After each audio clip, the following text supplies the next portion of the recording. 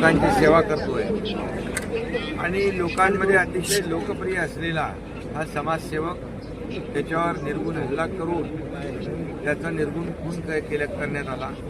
अतिशय अमानवीय पद्धतीने क्रूरपणे त्याची हत्या झालेली आहे आणि ही माणुसकीला काळीमा फासणारी घटना आहे। मुलीला शाळेत सोडवताना या ठिकाणी हल्लेखोरांनी हल्ला केलेला आहे, पाळत ठेवून पूर्णपणे नियोजन करून।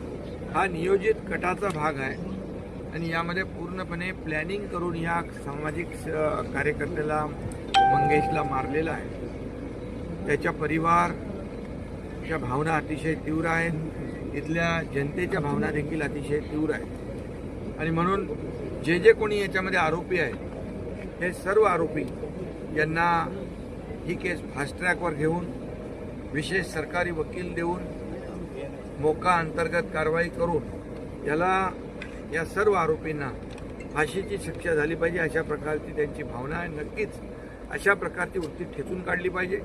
अशा प्रकारची वृत्ती समाज विघातक आहे आणि एखाद्याचा विजय झाल्यानंतर त्याला अशा प्रकारे ज्याला जनतेने निवडून दिलं आणि हे सुडाचं राजकारण जे करतायत ही याची पुनरावृत्ती पुन्हा होता कामा नये यासाठी शासनाच्या माध्यमातून पोलिसांच्या माध्यमातून याला कठोर शासन झालं पाहिजे आणि कठोर शिक्षा झाली पाहिजे आणि त्यामुळे ही केस फास्ट ट्रॅकवर घेऊन या अशा वृत्तीला फासावर लटकवणं हीच काळाची गरज आहे आणि म्हणून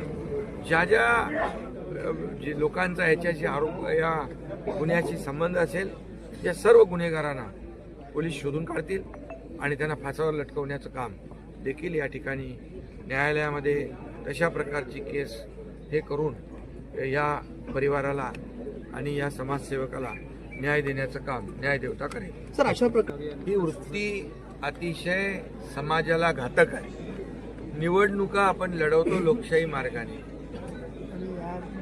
हार जीत होते, परंतु अशा प्रकारचं सुडाचं राजकारण करणं आणि एखाद्याचा जीव घेणं ही खरं म्हणजे समाजामध्ये एक अतिशय विकृत आणि समाजाला घातक अशा प्रकारची घटना आहे आणि म्हणून ज्या पद्धतीने निर्गुणपणे या समाजसेवकाचा खून केलेला आहे त्यांना कोणालाही सोडणार नाही।